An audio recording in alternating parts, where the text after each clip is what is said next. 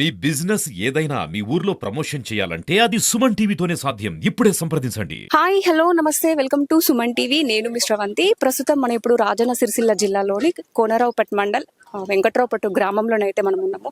So ఇక్కడైతే చెరువు కట్ట దగ్గరికి అయితే మనం వచ్చినాము. ఇక్కడైతే కొంతమంది ఉపాధి హామీ కూలీ పనులు చేసుకోవడం కోసం అయితే ఈ గ్రామ ప్రజలైతే ఇక్కడికైతే వచ్చిర్రు. సో చూడండి, మొన్న ఒక 4-5 డేస్ బ్యాక్ ఒక రాజవ్ అనే మహిళ ఇక్కడే తను కూడా అంటే మట్టి పెళ్ళలు విరిగిపడి తను ఆ మట్టిలో ఇరుక్కొని తను చనిపోవడం అయితే జరిగింది. సో అది ఎక్కడ మరి వాళ్ళ పరిస్థితి ఏంటి, మరి వీళ్ళ పరిస్థితి ఏంటి, వీళ్ళకు నెల అంటే ఒక రోజు ఎంత పడుతుంది, వీళ్ళు ఏ టైం నుంచి ఏ టైం వరకు చేస్తారు అని చెప్పేసి మనం పూర్తిగా ఇక్కడ అసలు ఈ పని వల్ల వాళ్ళకి ఎలాంటి ఉపయోగము, ఇంత కష్టపడి ఇంత ఎర్రటి ఎండలో కష్టపడుతున్నారు కాబట్టి మనం వారి గురించి కూడా తెలుసుకుందాము. వాళ్ళకి ఎలాంటి ఉపయోగాలు ఉన్నాయి దీని వల్ల అని చెప్పేసి మనం తెలుసుకుందాం. ఎందుకంటే చాలా మందికి ఇప్పుడు ఉపాధి లేక ఈ కట్ట పనికైతే వస్తున్నారు. సో వాళ్ళ కుటుంబ పరిస్థితి ఏంటి అని చెప్పేసి మనం కంప్లీట్ గా తెలుసుకునే ప్రయత్నం అయితే చేద్దాం. వెంకట్రావుపేటలో ఒక ఆవిడ అయితే ఉపాధి హామీ పనుల కోసం వచ్చైతే ఇలాంటివి మట్టి పిల్లలు ఎంత పెద్దగా ఉన్నాయి చూడురి, ఇవి విరిగిపడి 8 మందికి పైగా అంటే 7 గాయాల పాలయ్యారు, ఒకరేమో చనిపోయారు. సో చూడండి ఇవి ఎంత పెద్దగా ఉన్నాయో. అసలు ఇవి ఎట్లా పడ్డది, ఇది తవ్వడం అనేది వేరే విధంగా తవ్వారు కాబట్టి ఇవి మట్టి పిల్లలు ఇక్కడ కూర్చున్నారట. వాళ్ళు ఇదే ప్లేస్ లో కూర్చున్నారట. అంటే కొంచెం నీడ ఉంది, ఎండ బాగా కొడుతుంది కాబట్టి కొంచెం నీడ ఉంది, నీడ కూర్చుందామని ఇక్కడ కూర్చునేసరికి ఇక్కడ ఉన్నటువంటి ఇవి ఇట్లా పడింది. ఒకసారి చూడండి ఎంత పెద్దగా ఉన్నాయి. అసలు ఉంటారా మనుషులు, వాళ్ళకు చాలా పెద్ద గాయాలైనాయి, ఒకరైతే చనిపోవడం అయితే జరిగింది. సో మనమైతే ఇప్పుడు ఆ ప్లేస్ లో ఉన్నాము. చూడండి ఎంత పెద్దగా ఉన్నాయి మట్టి పెళ్ళలు ఇవి. ఒక పెద్ద రౌతుల్లాగా అయితే కనబడుతున్నాయి, అంటే పెద్ద రాయి, పెద్ద బండరాయిలాగా కనబడుతున్నాయి. మట్టి పిల్లలైనా కూడా పెద్ద ఇట్లా పెద్ద పెద్ద బండరాయిలాగానైతే ఇవి కనిపిస్తున్నావు. అసలు చాలా నష్టం అయితే జరిగింది. వాళ్ళ కుటుంబాన్ని కూడా మనం ఏం చేయలేము. సో దాని కింద కూడా వాళ్ళు ఆ రోజు తట్టలతోని మోస్తారు కదా, ట్రాక్టర్ ఎత్తుకోవడానికి తట్టలతోని ఎత్తిపోస్తారన్నమాట. అవి ఇంకా ఇందులోనే ఉన్నాయంటే ఈ తట్టలు అనేటివి కూడా అందులోనే తట్టలు, కట్టే పారలు. సో చూడండి ఇక్కడ నాకు కనిపిస్తా ఉంది ఒకటి మీకు. సో చూడండి వాళ్ళ పార, ఈ పారతోని మట్టి తీసి తట్టలే మట్టి వేసి ఆ తట్టలతోని ట్రాక్టర్లో ఎత్తిపోస్తారనమాట. ఇంత పెద్ద బండర అంటే మట్టి పెళ్ళ పడ్డది ఆమె పైన. ఆమె మొత్తం కంప్లీట్ గా లోపలనే, భూమి లోపలనే ఉంటే ఇవన్నీ మళ్ళీ తవ్విరంట. తవ్వి బయట తీసిరట ఆవిడనైతే. ఇక్కడ ఉన్నటువంటి కూలీలు అంటే వాళ్ళకు అంటే ఈ రకంగా తవ్వితే మట్టి వస్తుందని చెప్పేసి, అంటే పైన గట్టిగా ఉంది, ఇక్కడ నుంచి కొంచెం మెత్తగా ఉంటది, ఇసుకలాగా ఉంటది కాబట్టి ఈజీగా మట్టి వచ్చి తొందరగా ట్రాక్టర్ నిండుతుంది అనే ఉద్దేశం ఉంది. అంటే రాంగ్ వేలో అయితే తవ్వడం అయితే జరిగింది. సో చూడండి ఇది రాంగ్ వే, ఇలా తవ్వడం అనేది కరెక్ట్ కాదు. అసలు నిజం చెప్పాలంటే ఇలా తవ్వడం కరెక్ట్ కాదు. స్ట్రేట్ గా తవ్వాలి, స్ట్రేట్ గా తవ్వితే ఆ మట్టి అనేది కింది రాదు. వాళ్ళు ఒక ఆలోచన కొద్దీ, వాళ్ళకి నచ్చిన ఆలోచన కొద్దీ అయితే వాళ్ళైతే తవ్వడం అయితే జరిగింది. సో చూడండి ఇంత లోపలికి తవ్వితే ఈ మట్టి పిల్లలు కింద పడతాయి.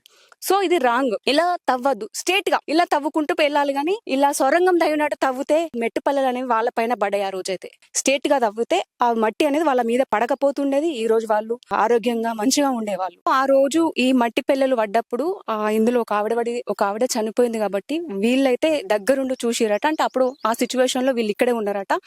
వీళ్ళని అడుగుదాము అసలు ఆ రోజు ఏం జరిగింది, అది ఎలా పడ్డది. ఇక్కడ ఉంది చూసిరా, ఇదే పడ్డదట. ఇక్కడ ఉన్న మట్టి పిల్లలన్నీ అవే. వీళ్ళని అడుగుదాం ఒకసారి. హలో అండి, నమస్తే. నమస్తే మేడం. అసలు చెప్పండి ఆ రోజు అసలు ఏమైంది. ఆ రోజు ఏమైంది మేడం, అయితే ట్రాక్టర్ మధ్యలో పెట్టుకున్నాం. అటు 10 మంది ఇటు 10 మంది ఉన్నాం మేడం. ఉన్నాక ఎత్తుకుంటా పోయినాం. ఒక ట్రిప్ పోయింది, రెండో ట్రిప్ వచ్చేసరికి ఆడ బండి, ఇటు వచ్చిన బండి అటు పోయింది. ఈ మంది అందరు నిలబడ్డారు. ఇంకా కూడా ఈ బిడ్డలు మందికి తలిగేది. నిలబడేసరికి ట్రాక్టర్ అటు పోయింది. పోయినాక ఇటు వెనకకు చూస్తలేం, మేము ఆ నుంచి చూస్తున్నాం. అటువైపు ఉన్న వాళ్ళం ఇటు చూస్తున్నాం. ఇటువైపు ఉన్న వాళ్ళకి వెనకది కనబడదు కదా మేడం. ఆయన కూలుతుంది అనే వరకు సడల్ గా లేచి ఉరికొచ్చిర్రు. ఆమె ఒక్కతే వెనకకైంది. ఇగో వీళ్ళు ఈ ప్లేస్ లో పడితే కాళ్ళు ఇటు అయినాయి మేడం. ఇగో ఈ బిడ్డలు పడ్డాయి ఈ ప్లేస్ లో, కాళ్ళు ఇట్లా అయినాయి వాళ్ళకి. ఇగో ఈడు దాకా తవ్వినాం మేడం. ఇగో ఇటే అగో అక్కడ తవ్వినాం. అగో మొన్న తవ్వింది ఆ ప్లేస్. ఇటే ఎత్తుకుంటా వచ్చినాం. ఇదేంది మేడం తవ్వింది, ఇటే ఉన్నాం. అయితే కొంచెం నీడు ఉంది కనుక నీడకు నిలబడతాం అన్నట్టుగా నిలబడ్డారు. కాకపోతే ట్రాక్టర్ రాకపోతే ఇంకా 12 మంది ఇటు ఉండేది. 12 మందికి ప్రమాదం జరిగేది. అంటే ఇప్పుడు ఆ రోజు ఇక్కడ ఎంత మంది పని చేస్తారు. 22 మంది. 22 మంది. అదే అనుకోకుండా జరిగింది మేడం. నీడ ఉందని చెప్పేసి మీరు ఇటు వచ్చి ఆడిదాకా కూడా లేరు, నిలబడ్డారు. ట్రాక్టర్ వచ్చిందని ఇక్కడనే ఉన్నాం, ఆడిదాకా కూడా లేరు. అయితే సడల్ గా ఇల్లు వచ్చి ముందుకు వచ్చే వరకు ఈ ట్రాక్టర్ లేదు, ఈ ప్లేస్ కి వచ్చే వరకు ఇట్లా వాడే వరకు అలా కాళ్ళ మీద ఈ బిడ్డలు ఈ చనిపోయిన మీకు ఈ ప్లేస్ లో ఇగో ఈ బిడ్డలు ఇగో ఇదే ఇప్పుడు ఇంత పెద్ద రాయి లావట్టిరా మీరు ఇక్కడ నుంచి ఇటు మొగోళ్ళు వచ్చి ఇగో ఈ బిడ్డలన్నీ ఇటు దొబ్బేసిర్రు. ఇక ఆమె పడ్డది ఇగో ఇదే ప్లేస్ మేడం, ఈ ప్లేసులనే పడ్డది. అట్లా జరిగింది. కానీ మీరు ఇది రాంగ్ రూట్ లో తవ్విరు కదా, మరి ఇట్లా తవ్వద్దు ఆ రోజు అది సెక్రటరీ చెప్పిండు, మా సర్పంచ్ గ్రామ సర్పంచ్ వచ్చి చెప్పిండు, అది మన పిల్ల స్టాండ్ చెప్పిండు. 3వ రోజు నుంచి మేము తవ్వుతలేం మేడం, ఇన్నే తవ్వుకున్నాం.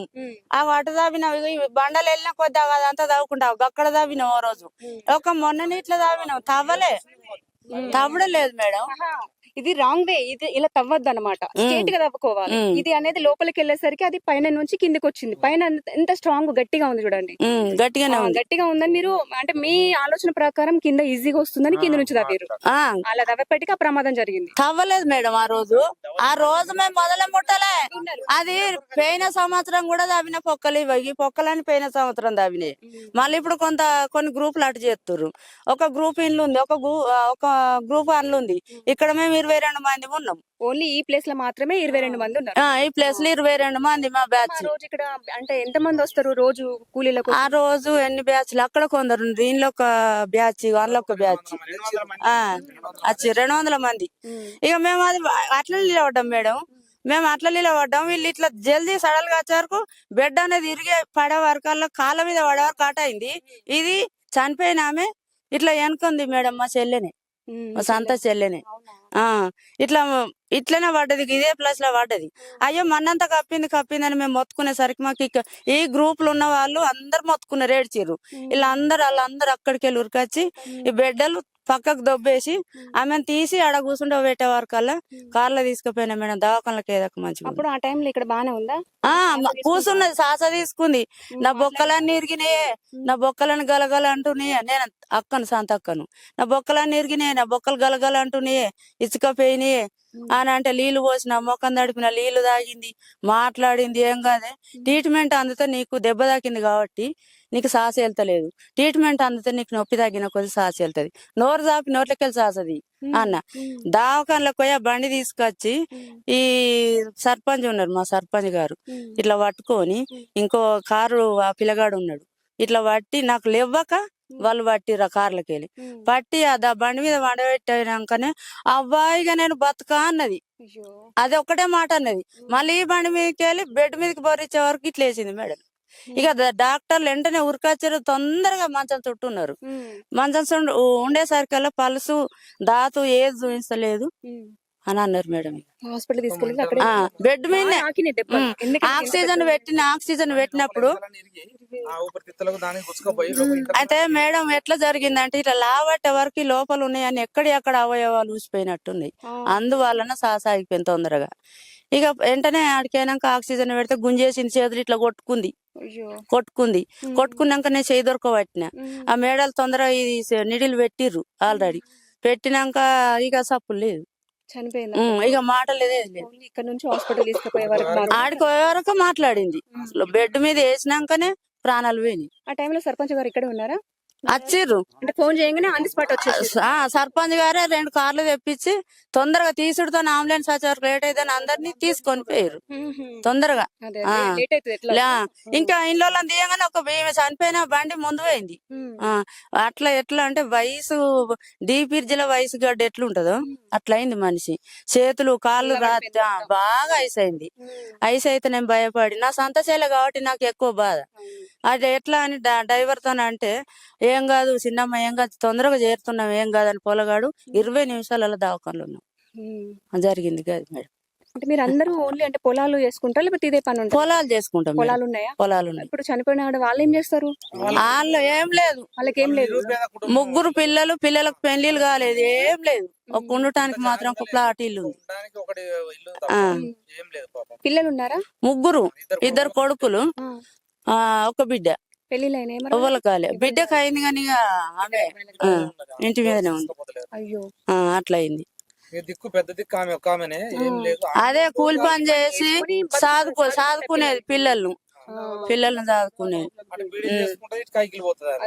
అన్ని పనులు చేస్తుంది ఆమెనే.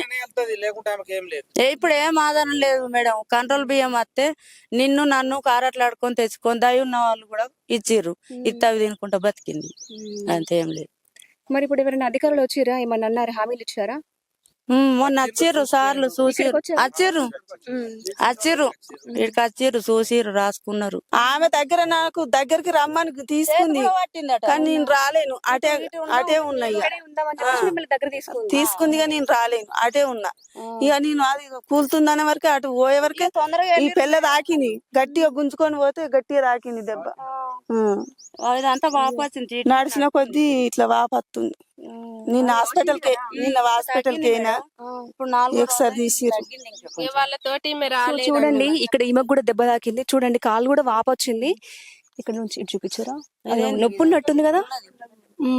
సో చూడండి ఈమెకు కూడా కాలుకైతే బాగానే తాకింది, కాలు కూడా వాపొచ్చింది. సో ఆ రోజైతే 8 మంది, ఒకరేమో చనిపోయారు, 7గురికేమో గాయాలయ్యాయి. అంటే వాళ్ళ ఇంటి ఆర్థిక పరిస్థితి బాగోలేక ఈ పనికైతే వస్తున్నారు. అంటే ఎండ కొట్టినా కూడా మేము పిల్లల్ని పోషించుకోవాలి, కూలి పనికి కావాలి, మాకు డబ్బులు వస్తే పిల్లలు చదువుకునేటోళ్ళు ఉన్నారు, మాకు కూరగాయల ఖర్చు అని వెళ్తుంది, ఇంటికాడ అట్టికుంటే ఎట్లా రావాలి? మాకు ఎక్కడి నుంచి ఏమన్నా జాబులు అవి ఎవరికి లేవు, ఈ కుటుంబాలలో ఎవరికి లేవు. ఈ పని చేసుకున్నా బతుకుతాం. పొద్దున వస్తే ఎండ అయ్యే వరకు 10 గంటల వరకు ఇంటికి వెళ్ళిపోతాం. ఆ 200 300 అయినా ఎట్లా రావాలి ఇంట్లో అన్న ఉద్దేశంతో వస్తున్నాం మేడం. అంటే ఇక్కడ ఉన్న వాళ్ళందరూ అంటే కూలి పని చేసుకుని బతుకుతారు, ఎవరికి ఏమో పొలాలు పొలాలు ఉన్నాయి మేడం. ఇప్పుడు పొలాలు ఉన్నాయి కానీ ఇప్పుడు పనులు లేవు కదా మేడం. పనులు లేవు, అవతలకి వెళ్ళి వచ్చే రూపాయి లేదు. ఓన్లీ ఎండాకాలంలో ఎండాకాలమే ఏం పనులు ఉంటాయి కాబట్టి ఇది ఒక పని. అయితే రైతులు ఉపయోగపడతాయి డబ్బులు అనేది. ఈ మట్టి కూడా రైతులు మా పొలాలలో పోసుకుంటాను కొరకు పంట దిగుబడి మా కోసమే, రైతుల కోసమే పెట్టిర్రు ఈ పని. ప్రతి సంవత్సరం ఇది జరుగుతుంది. రోళ్ళు గుంతలు ఉన్న కాడ గాని ఉపయోగకరంగానే ఆలోచించి గవర్నమెంట్ పేదలు సాదలు బతుకుతారని పని కల్పించారు మేడం. అందువలన మా పొట్ట తిప్పలకు మేం చేసుకుంది. మాకు ఎవ్వరు ఎలాంటి నష్టం చేయలేరు, ఊళ్ళే అధికారులు కూడా మాకు మేలే చేసిరు తప్ప గాని నష్టం చేయలేరు. మేము ఎట్లా చేస్తాం మేడం పని? 22 మంది గ్రూపు, ఇటు కొందరు అటు కొందరు ఉంటే జల్దీ ట్రాక్టర్ నిండుతుందని అటువైపు ఇటువైపు ఉంటాం, ఒక్క దిక్కుండం. అట్లా సడల్ గా వెనక గుడబోం మేము ట్రాక్టర్, ఎందుకంటే ఎక్కంగా ఇబ్బంది అయితే దెబ్బ తాకుతుందని వెనక గుడెత్తాం. ఇదే ప్లేస్ లో 2 పక్కలు ఎత్తుతాం. ఇప్పటికైనా జాగ్రత్త ఉండండి, ఎందుకంటే ఆ తవ్వడం అనేది కరెక్ట్ కాదు. అది ఎందుకంటే రాంగ్ వేల నుంచి ఉన్నాయి మేడం. ఇవన్నీ నిరుటి నుంచి చేసినాయి, అది కనబడతలేవు. నీళ్లు నిలబడి మొత్తం ఈ గడ్డలన్నీ బొందలు కూలినాయి. అప్పుడే అయిపోయింది. మొన్నటి సొంది ఇలా దావినాం మేడం. ఇక అవ్వద్దా నీళ్ళు చెప్పిపోయింది. 3వ రోజు నుంచి ఇంట్లోనే చేసినాం. ఇంట్లో ఇదంతా రాళ్ళన్నీ వెళ్ళినట్టు తవ్విన కొద్ది ఇదే ప్లేస్ లో తవ్వినాం. సో ఇప్పటికైనా చాలా జాగ్రత్త ఉండండి, ఎందుకంటే ప్రాణం పోతే తిరిగి అబ్బో జాగ్రత్తగా అందరు భయంలో పడ్డారు మేడం. ప్రాణం పోతే రాదు. మనము ఇక్కడికి రావాలంటే ఒక చిన్న లైఫ్ మనం నమ్ముకొని కొన్ని ఫ్యామిలీలు కూడా ఉంటాయి, కొంచెం పిల్లలు ఉంటారు, వాళ్ళని చూసుకోవాలి. కాబట్టి ఇప్పుడు కూడా కొంచెం జాగ్రత్త ఉండండి. అది తవ్వడం అనేది కరెక్ట్ కాదు, ఇప్పుడు కూడా అలా తవ్వకండి. ప్రస్తుతం మనతో మాట్లాడడానికి వెంకట్రావుపేట గ్రామ సర్పంచ్ గారు మనతో పాటు ఉన్నారు. సో మనం ఆ రోజు ఏం జరిగింది, వాళ్ళు ఎంత తొందరగా ఇక్కడికి రీచ్ అయ్యి హాస్పిటల్కి ఎలా తీసుకెళ్లారు అని చెప్పేసి మనం వారి గురించి కొన్ని మాటలు తెలుసుకునే ప్రయత్నం అయితే చేద్దాం. హలో సార్, నమస్తే. నమస్కారం అమ్మ.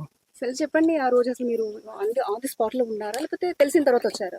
ఇక్కడ ఇన్సిడెంట్ జరిగినాక 2 నిమిషాల ప్రాంతంలో నేను ఇడికి చేరుకోవడం జరిగింది.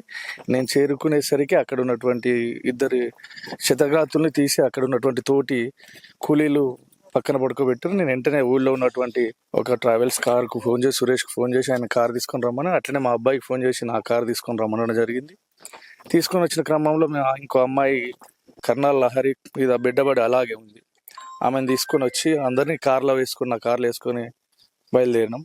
బయలుదేరే క్రమంలో ఇక్కడ నుంచి బయలుదేరేటప్పుడే జిల్లా పరిషత్ చైర్మన్ గారికి ఇన్ఫర్మేషన్ చేయడం, వారు అక్కడ సంబంధితటువంటి డాక్టర్లను సంబంధిత సిబ్బందిని రెడీగా ఉంచడం జరిగింది.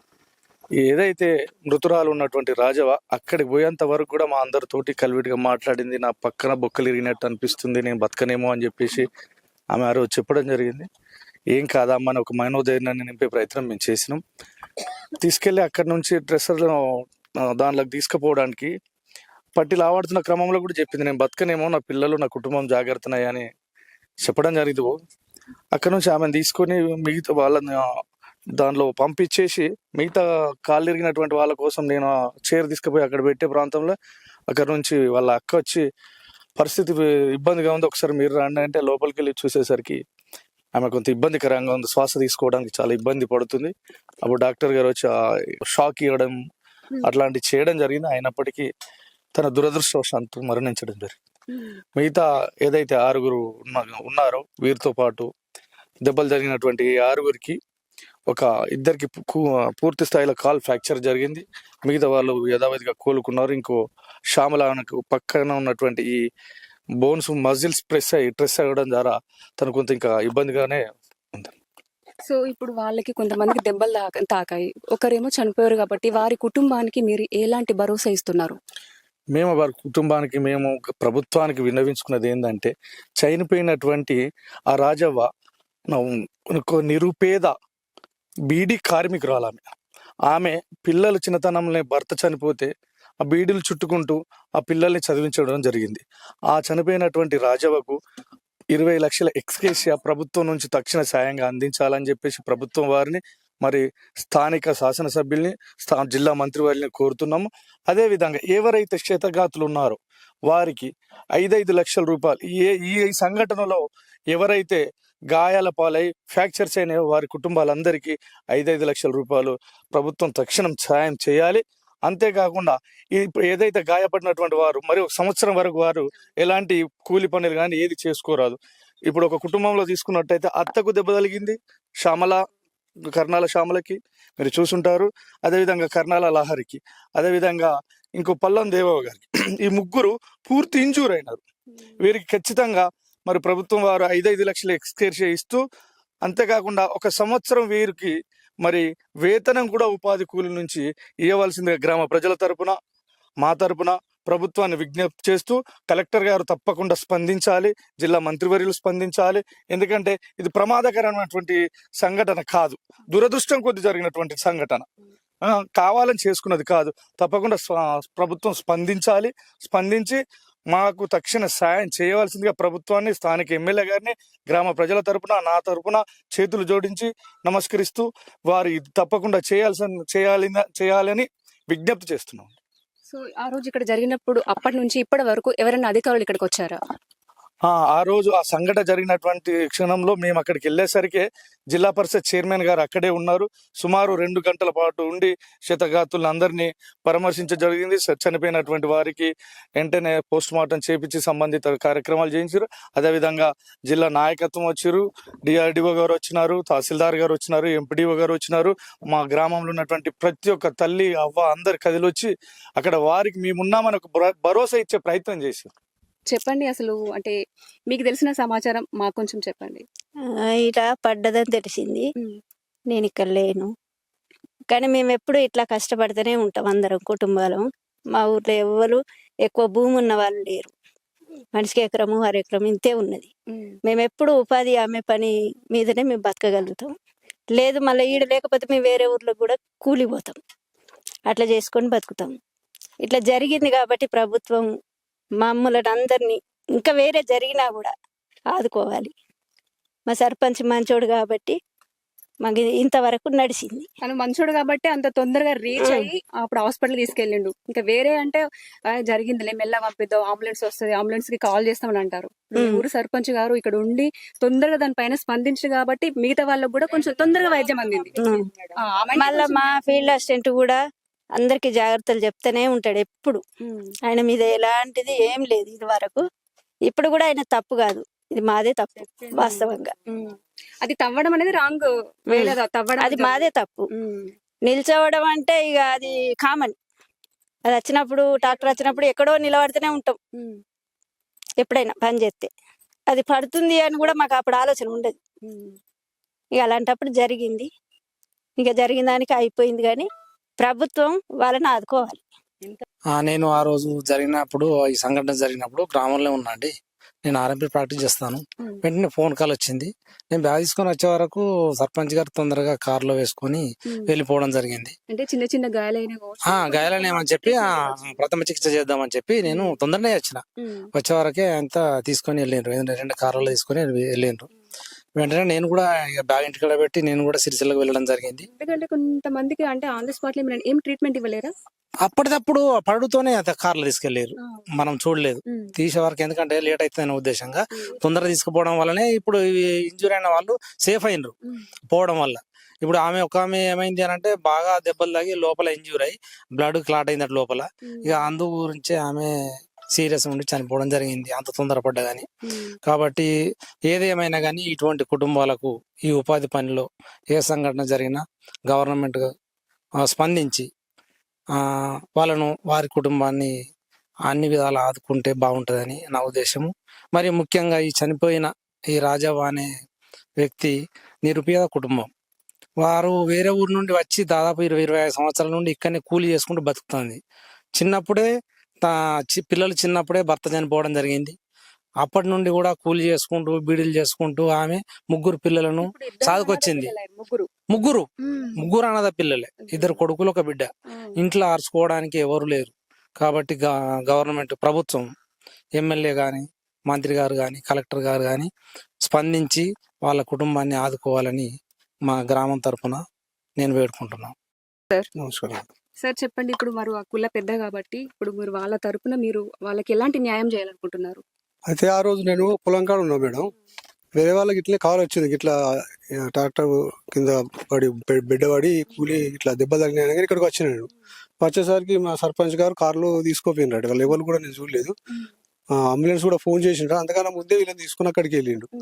అక్కడికి వెళ్ళిన తర్వాత నేను కూడా అక్కడికి అయినా, బాగా మంది మా వాళ్ళు వచ్చారు. ఆమె బాగా దెబ్బ తగిలింది, ఆమె సీరియస్ ఉండి చనిపోయింది.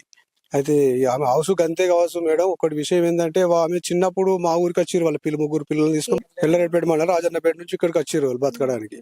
వాళ్ళు చిన్నగా ఉన్నప్పుడే వాళ్ళ బాబు చనిపోయింది, పిల్లలు వాళ్ళ బాబు చనిపోయింది. ఆమెనే బీడీలు చేసుకుంటూ కూలి పని చేసుకుంటూ పిల్లలు పెద్ద చేసింది. ఇప్పటి వరకు కూడా ఆమెనే ఆ ఇంటికి దిక్కు. వాళ్ళు ఇక్కడికి వచ్చి ఒక పాత ఇల్లు కొనుక్కున్న చిన్నది. వాళ్ళకు బయట ఒక గుంట భూమి కూడా లేదు. ఏమి ఆస్తులు అంటూ స్థిరాస్తులు అంటూ ఏమీ లేవు. అలా భర్త చనిపోయింది, ఆమెనే ఆ పిల్లలు సాధింది. కాకపోతే దురదృష్టవశాత్తు ఆమె చనిపోయింది కనుక వాళ్ళ కుటుంబాన్ని ప్రభుత్వం అన్ని విధాలు ఆదుకుండాలని, అనుకుంటే బాగుంటుందని మా అందరి ఆలోచన. మన గవర్నమెంట్ వాళ్ళు చేయాలని వాళ్ళకు. ఇప్పుడు వాళ్ళ ఇంట్లో ముగ్గురే ఉన్నారు. ఒక పెద్ద దిక్కైతే ఎవ్వరూ లేరు వాళ్ళకు. ఒక బిడ్డకు పెళ్ళైంది. పెళ్ళైనా కానీ తీసుకెళ్తాడు, బారులో ఇంటికానే ఉంటుంది. ఎన్ని సంవత్సరాల నుంచి ఉంటుంది? దాదాపు ఆమెకు 10 సంవత్సరాలు పెళ్లి చేసి ఇక్కడనే ఉంటుంది. ఒక 2 సంవత్సరాలు వచ్చింది. 2 అబ్బాయిలు, ఆమె 3 ఇప్పుడు ఉన్నారు ఇక్కడ. ఇప్పుడు ఇంట్లో 3 ఉన్నారు. ఇక అంటే ఆ 2 అబ్బాయిల కంటే పెద్ద అమ్మాయి పెద్దది. ఇప్పుడు ఆమెనే బాధ్యత తీసుకుంటారు. చిన్న ఏజ్ లోనే పెళ్ళైంది అంటారు కాబట్టి పరిస్థితి కూడా చాలా దారుణంగానే ఉంది. అందుకనే ప్రభుత్వం వాళ్ళను అన్ని రకాలు ఆదుకోవాలని.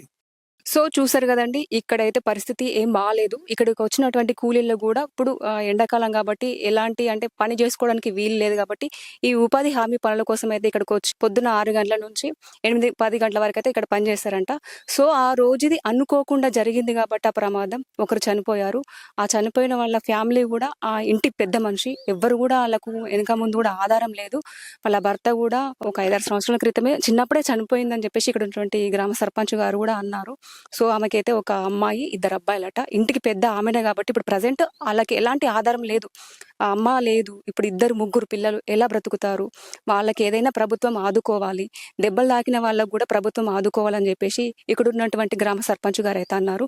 సో ఇక్కడ ఉన్నటువంటి పని వాళ్ళంటే కూలీలకు కూడా ఏం ఆధారం లేకనే ఈ పని కోసం అయితే వస్తున్నారు. ఇంటి దగ్గర ఉంటే ఏం వస్తుంది, 100-200 వస్తే ఇంట్లో ఫ్యామిలీని పోషించుకోవచ్చు అన్న ఉద్దేశం కొద్దీ ఇంత ఎండ కొట్టినా కూడా ఇక్కడికైతే పనికైతే రావడం అయితే జరుగుతుంది. సో ప్రభుత్వం కూడా దీనిపైన తొందరగా స్పందించి ప్రమాదం జరిగిన ఫ్యామిలీలకు అంటే వారి కుటుంబాలకు ఏదైనా ఆర్థిక సహాయం అందజేయాలని చెప్పేసి ఇక్కడ ఉన్నటువంటి గ్రామ సర్పంచ్ కానీ ఇక్కడ ఉన్నటువంటి మహిళలు కానీ ఉపాధి హామీ కూలీలు కూడా వాళ్ళు కోరుకుంటున్నారు. వాళ్ళ కుటుంబానికి ఏదైనా ప్రభుత్వం ఆదుకోవాలని చెప్పేసి అయితే వాళ్ళైతే అనడం అయితే జరిగింది. కెమెరామెన్ రవితో నేను మీ శ్రవంతి, సుమన్ టీవీ.